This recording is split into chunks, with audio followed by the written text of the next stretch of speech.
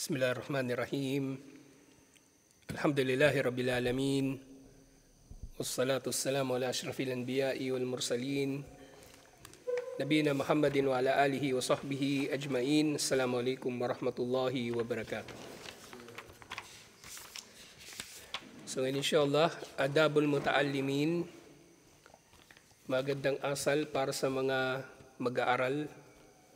At ang mag-aaral na tinutukoy dito, yung mag-aaral ng kaalamang Islamiko na siyang pinakakapuri-puri sa lahat ng kaalaman, na wajib ang pag-aaral nito. Ng iba pang kaalaman, oo, kapuri-puri din sila, pero nagiging kapuri-puri sila sa anumang idudulot nito na kabutihan. Yun lang. Pero ang kaalaman sa Islam ay kapuri-puri dahil sa pagiging wajib nito. So nasa introduction pa rin tayo at naging mahaba ang pagtalakay ni Sheikh sa ikhlas. Kasi ang ikhlas, dito nanggagaling o nagmumula, naguugat ang lahat ng magagandang asal sa ikhlas. Walang sino man ang maaring mag-angkin ng iman na wala siyang kaalaman, at walang sino man ang maaring mag-angkin ng magandang asal nang wala naman siyang ikhlas. Kasi kung ang tao, halimbawa, nagpapakita siya ng magandang asal, magandang paikitungo sa kanyang kapwa-tao, pero hindi naman ito taus-puso. Halimbawa, mapagbigay siya pero hindi ito taus-puso. Palangiti siya pero hindi ito taus-puso. Siya ay mapagbigay pero hindi ito taus-puso, o nakikisama, nakikitungo. Hindi yun magagantimpalaan pa rin. Kasi ginawa niya yung mga bagay na yun bilang negosyo, na merong kapalit sa kanyang mga tinulungan, sa kanyang mga pinakitunguhan ng maayos. Hindi niya yun ginawa dahil sa ikhlas, sa kaluguran ni Allah, at syempre sa kagustuhan na magdulot ng kabutihan sa kanyang kapwa.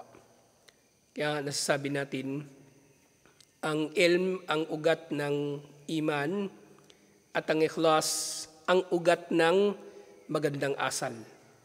So, pinag-aaralan nga natin yung magandang asal, kaya naging mahaba yung pagtalakay tungkol sa ikhlas. Kasi ito ang ugat ng adab. Ang ikhlas ang ugat ng adab, ang ikhlas ang ugat ng magandang asal. Yung nagpapakita ng magandang asal nang walang ikhlas, ipokrito yun. Okay? Yun ay tao na ipokrito. At ipokrito sa anyo ng nifaq amali. Yung pagiging munafik, pagiging ipokrito sa kanyang ugali o gawain o pakikitungo sa tao. Iba pa yung nifaq etikadi o akadi, yung nifaq sa kanyang paniniwala. Yun, kafir talaga yun. Pero yung tao na maaring may taglay na katangian ng pagiging ipokrito, munafik pa rin siya pero sa kanyang ugali lang, inshallah. Kung hindi naman ito umaabot sa kanyang paniniwala. At ito yung tinutukoy doon sa hadith na mga katangian ng munafik o sino mang gumagawa nito ay may katangian ng munafik, yung hindi tumutupad sa pangako, bumabali sa kasunduan at iba pang mga katulad nito.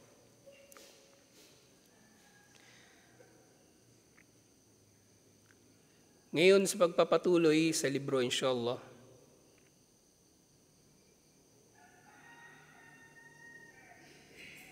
naman tayo.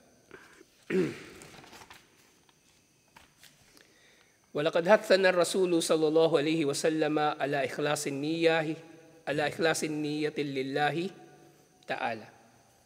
Ala ikhlasin niyyah lillahi ta'ala. Hinimok daw tayo ni Propeta Muhammad sallallahu alaihi wasallam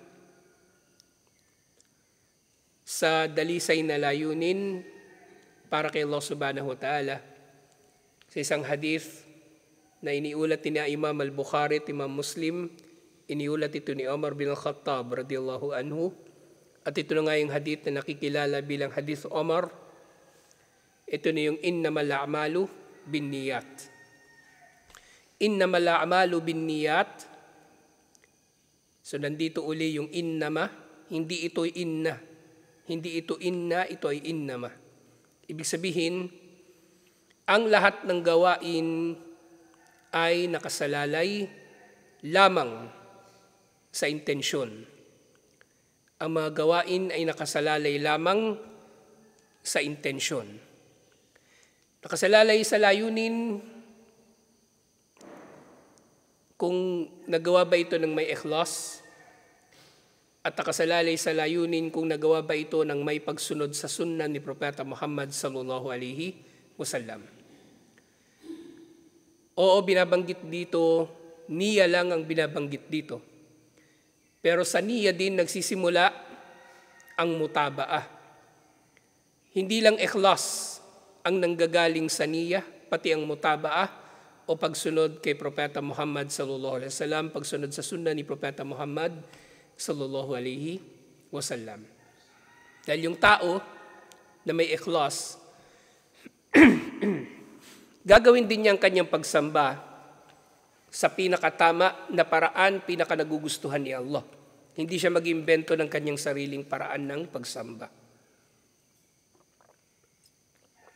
Na yung dalawa na yon, ang ikhlas at mutaba'ah, ito yung dalawang kondisyon upang matanggap yung mabubuti nating gawa.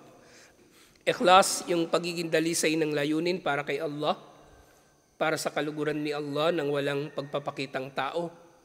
At mutaba'ah, pagsunod sa sunna ni Propeta Muhammad sallallahu alaihi wasallam kung paano niya ginawa o isinabatas ang mga bagay-bagay. Nang hindi nag-iimbento ang tao ng bid'ah o pagdaragdag sa relihiyon. So sa hadith nga, innamal a'malu binniyat, ang mga gawain ay nakasalalay lamang sa mga intensyon. Wa innama likulli imri'in ma nawa.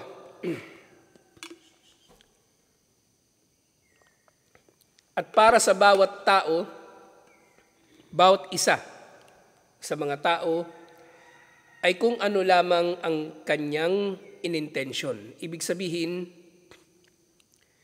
ang makakamit niyang gantimpala ay nakasalalay sa kanyang intensyon. Kung ano ang kanyang inintensyon, yun ang magagantimpalaan. Mabuti man o masama ang kahinatnan nito. Ang kanyang intensyon ay hahatulan at ang kanyang gawain ay magagantimpalaan ayon sa kanyang intensyon. Kasi may mga bagay, di ba, na maaring magagawa ng tao, mabuti ang kanyang intensyon, pero minamasama ng iba, o kaya magdudulot ng masama. O kaya meron namang tao, masama yung kanyang intensyon, pero nagdulot ito ng mabuti. Yung dalawa na ito ay magagantimpalaan ayon sa kanilang intensyon. Yung nag-intensyon ng mabuti pero minasama ng iba, may reward pa rin siya. Yung nag-intensyon ng masama, pero nagdulot pa ng mabuti yung kasamaan niya, meron pa rin siyang pananagutan doon sa kanyang masamang intensyon. May pananagutan pa rin siya doon sa kanyang masamang intensyon. Pero syempre, iba pa rin yung usapin doon sa, depende ito sa iba't ibang mga kalagayan nga. Syempre, hindi pwedeng sasabihin ng tao na gagawa siya ng masama para sa mabuting intensyon. Hindi itong ibig sabihin nito. Ang masama ay masama. Ang tinutukoy dito, yung kung gagawa ka ng mabuti at hindi mo sinasadya na magdulot ng masama, ang intensyon mo na mabuti. Yun ang tinutukoy doon. Pero hindi yung yung gagawa ka ng masama para sa mabuting intensyon. Yun nga yung kung paano Nagja-justify yung tao ng mali niyang gawain sa pamagitan ng pagbibigay dito ng magandang layunin. Okay? Bawa yung tao na magnanakaw, kasi ang layunin niya, yung nanakawin niya, ipangsasadaka niya sa mga tao. Magiging parang siya, Robin Hood, Abu Sayyaf, ganun yung ginagawa niya. Kaya tinatangkilik sila ng mga tao eh. Yung Abu Sayyaf, ang kinikita nila sa kanilang mga pangingidnap, milyon-milyon yun. Hindi basta-basta. Yung mga naikidnap nila, mga German, Malaysian, mayamang mga bansa. Kaya pag magbayad ng ransom yun, yung pinag-uusapan nila, mababa ang 10 million kada tao. At kapag natanggap na yun ng Abu Sayyaf at ang marami talaga sa mga nakikidnap nila, nagbabayad na lang kasi ayaw na nilang tumagal yung usapan o yung gulo. Kapag nabayaran na yung Abu Sayyaf, pinamumudmud nila yung kanilang nakuha na ransom dun sa kanilang mga kababayan. Kaya tinatangkilik din sila sa napakahabang panahon. Bumaba na lang talaga yung popularity ng Abu Sayyaf nung nagsimula na silang mambiktima din ng mga Muslim. May mga pinapatay na silang Muslim, tapos yung ginawa nila sa Marawi. So ngayon na lang talaga bumaba yung popularity ng Abu Sayyaf. At ang marami sa kanila na gano'n na rin talaga. Kumbaga, nagbalik loob yung marami sa kanila. Alhamdulillah. At meron din naman syempre, marami din sa kanila yung namatay. So yung kanilang layunin sa pangingidnap, yung mamudmud ng pera sa mga tao. Mabuti yung layunin, pero masama yung gawain, masama pa rin. Meron pa ring pananagutan, meron pa ring parusa. At yung naipamudmud nilang pera, walang reward. Walang reward. Hindi yun mabibigyan ng gantimpala bilang sadaka dahil ang naging wasila o naging paraan ng pagkakakuha nila ng yaman na ipinamahagi nila, haram, batil. Katulad ng wudu. Nagwudu ka gamit ang tubig na ninakaw o tubig na inagaw mo sa ibang tao. Kasi magkaiba yung sarika at yung gasab. Yung sarika pag nanakaw, theft, at yung gasab, pangaagaw. Sarika, theft, maaring ginawa ito ng palihim. Di ba pag magnanakaw, yung magnanakaw, papasok sa bahay, palihim. Yung anak mo mangungupit sa'yo ng pera, palihim. Yung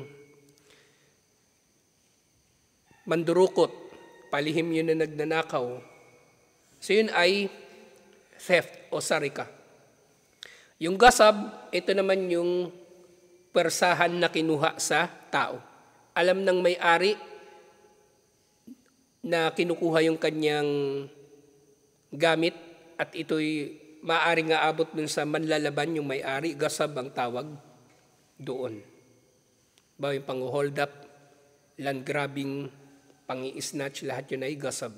Kung yung tubig ng wudu ay nanggaling sa dalawa na ito, walang saysay ang wudu, hindi tanggap ang wudu. At kapag hindi tanggap ang wudu, hindi rin tanggap ang sala.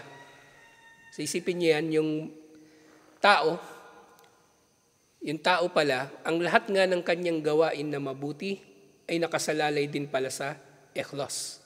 Sa napakahalaga ng ikhlas. Ang ugat ng mabubuting asal, ugat ng mabuting ugali, ugat ng mabubuting gawain ay ikhlas pa rin talaga. Kaya pala dito sa hadith, innamal a'malu binniyat. Ang mga gawain ay nakasalalay lamang sa intensyon. Kasi hindi lang ikhlas ang nakasalalay sa intensyon. Pati pagsunod sa sunna, nakasalalay sa intensyon. Mabuting asal, nakasalalay din sa intensyon. At ang tao ay magagantimpalaan ayon sa kanyang intensyon. Ngayon nga balik tayo dun sa gawain na masama sa mabuting intensyon. Meron din isang kaida na sinasabi ng mga scholar, al-gayatu la tubarrirul wasila. The end does not justify the means. Ang mabuti mong hinahangad ay hindi maaring tuparin sa pamagitan ng masamang pamamaraan. Sa pamagitan ng masamang pamamaraan. Ngayon siguro, tatanong ninyo, paano yung nag-o-opera ng tao, di ba? Sinasaksak niya yung tao, inihiwa niya, masama yun. Yung bagay na yun, ibang usapin yun. Okay?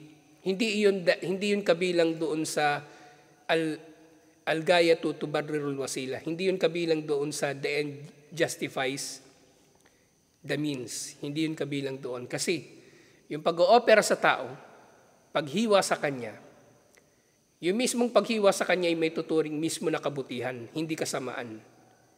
Okay? Yung paghiwa sa kanyang tiyan, halimbawa, para operahan, tanggalin yung kanyang appendix na namamaga, hindi yun kasamaan. Yun ay kabutihan in and of itself. Kabutihan, mismo siya, fi dhatihi. Siya mismo ay mabuti. Samantalang doon sa the end justifies the means, masama talaga yun. Pero, ginajustify ng tao bilang mabuti. Whereas yung medical operation, yun mismo ay mabuti na gawain. Okay?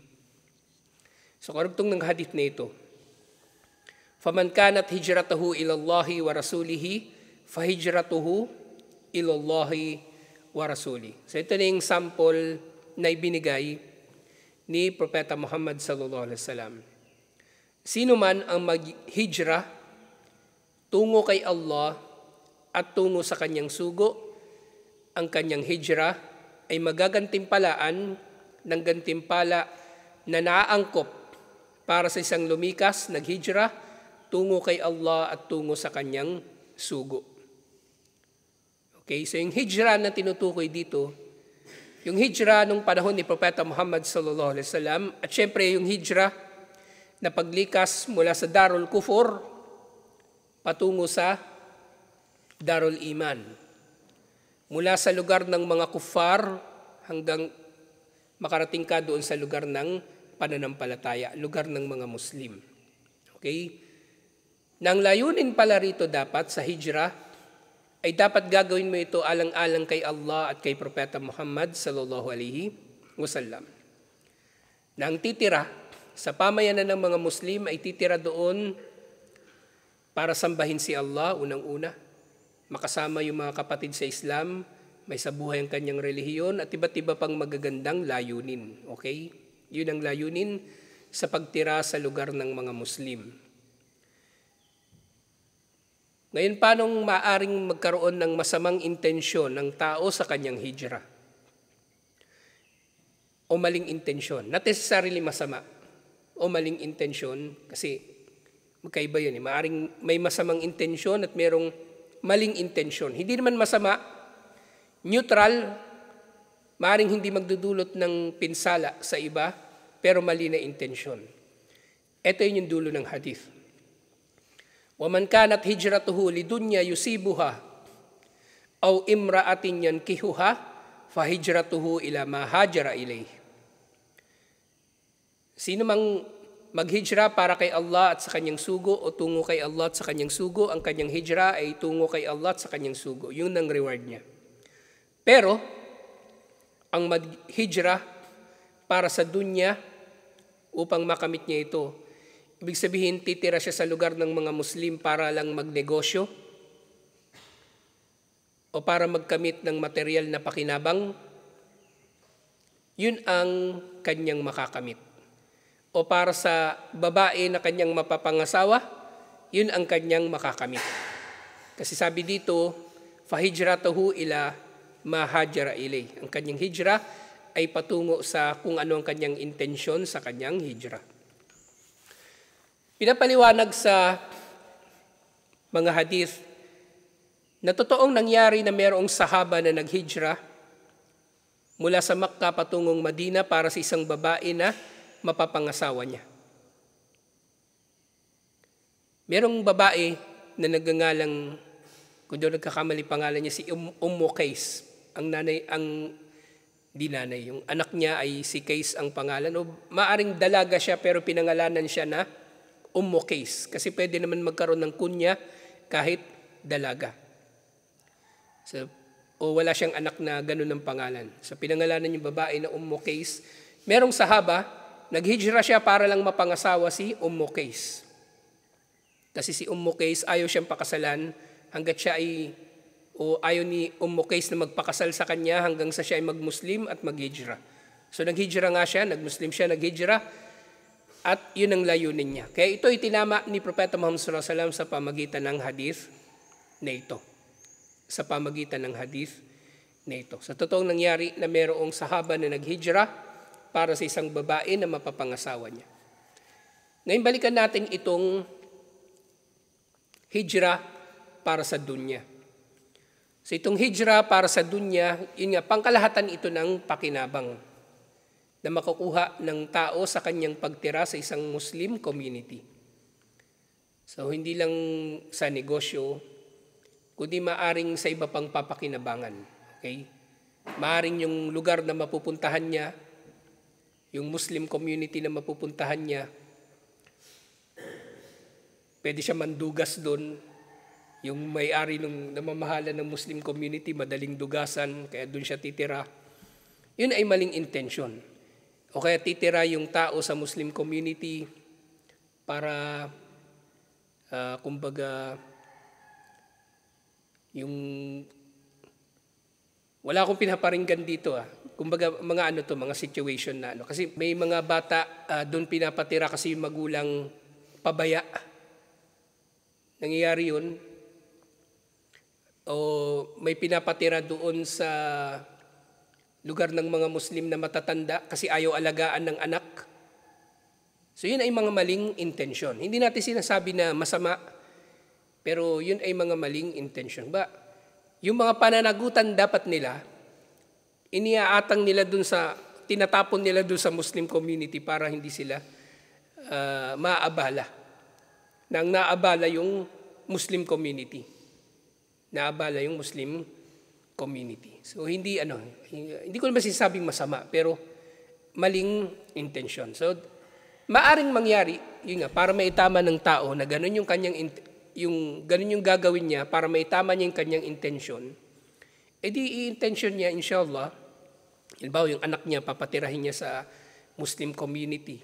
Dapat ang intention niya doon, yung lumaki yung anak niya na kasama yung mga Muslim, matraining, matarbiya na bilang Muslim. Yun ang intention niya. Hindi yung magbuhay dalaga, magbuhay binata o kung ano-ano pa man. Okay? Ganyan din yung mga matatanda, papatirahin sa Muslim community kasi alagaan ng Muslim. Ang tamang intention, ang itatama sa intention, inshallah, yung tumira doon yung matanda. Nang sagin, inshallah, sa mga huling bahagi ng kanyang buhay, may sasabuhay niyang Islam at inshallah mamamatay siya sa Islam. Okay? So, kaya hindi ko sinabi na mali yung ganong intensyon. Dapat lang itama ang intensyon. Pero yung mandurugas, walang solusyon doon. Walang solusyon doon sa mandurugas.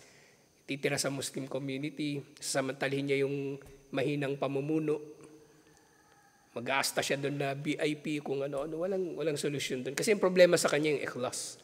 Ang problema sa kanya yung kanyang puso.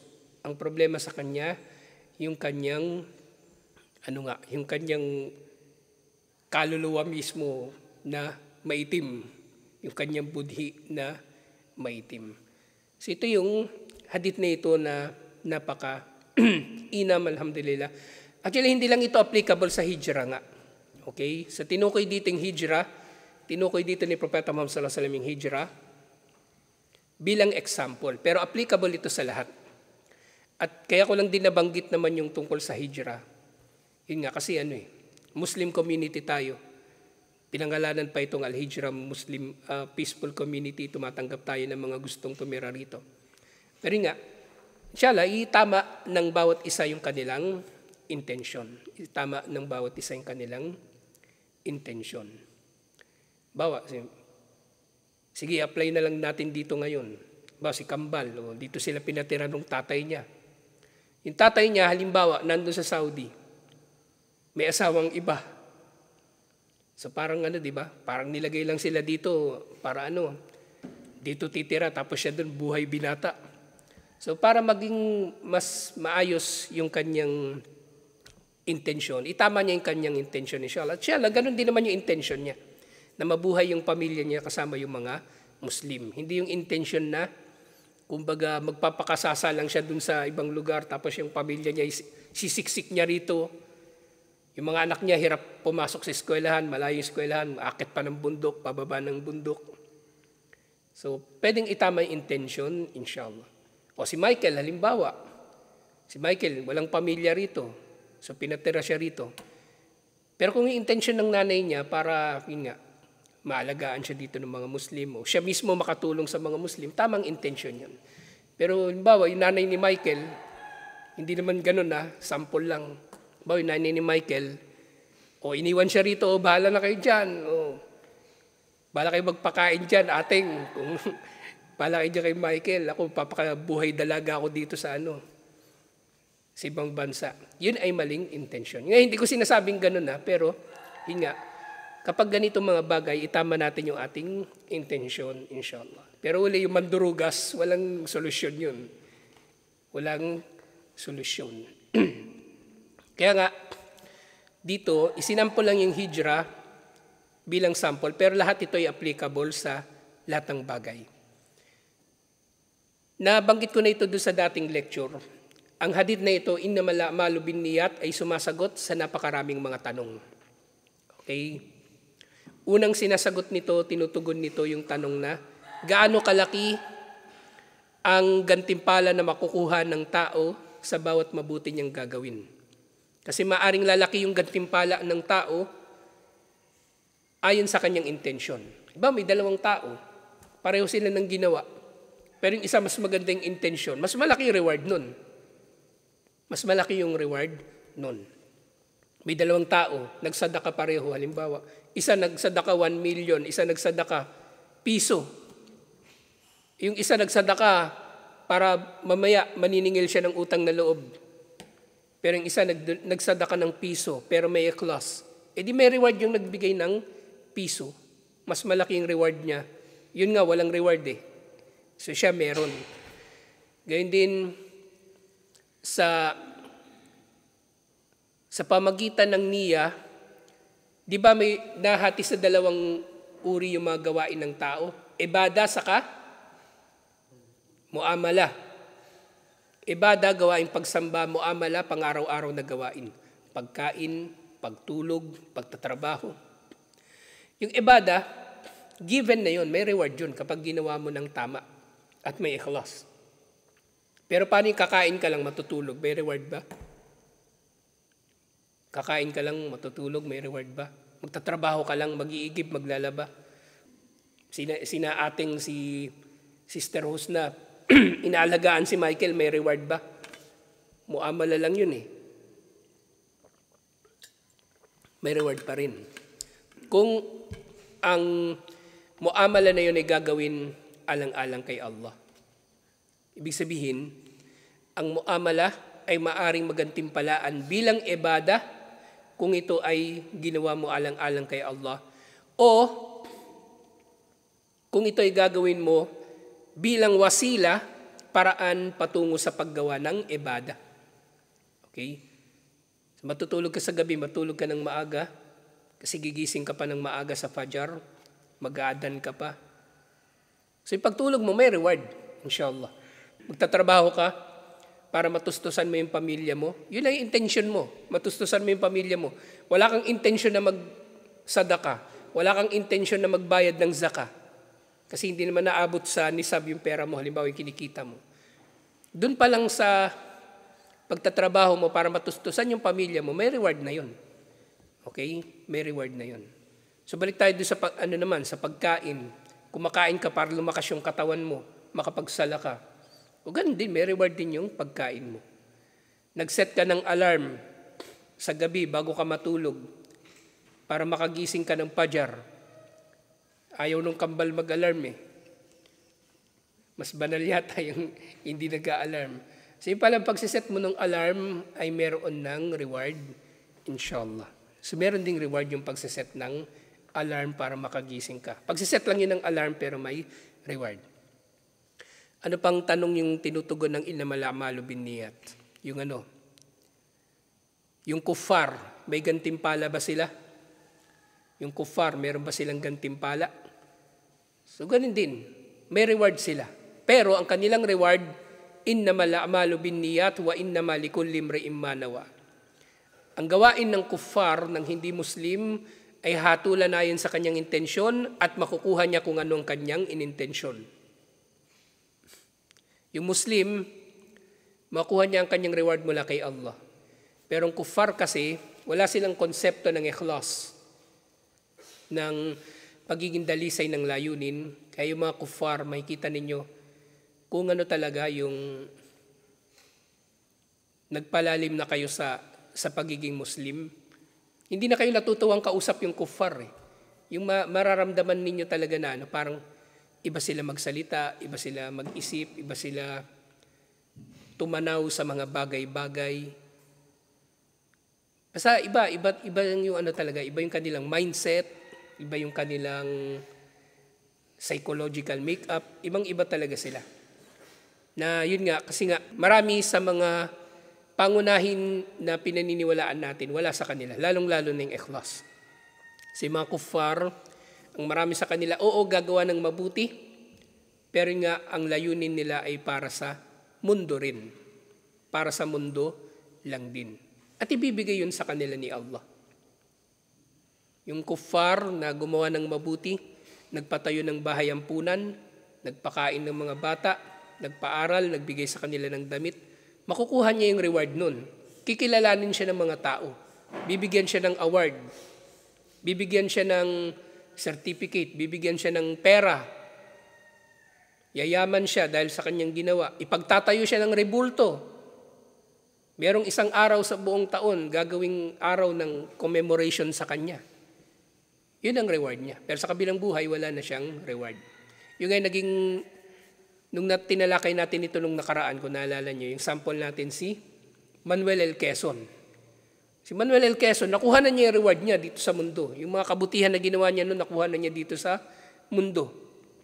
Pinangalan sa kanya yung dating capital ng Pilipinas, Quezon City. May Quezon Province. Ang daming eskwelahan pinangalan sa kanya. Yung kanyang libingan doon sa Quezon Memorial Circle na napakataas ng tore, 66 meters.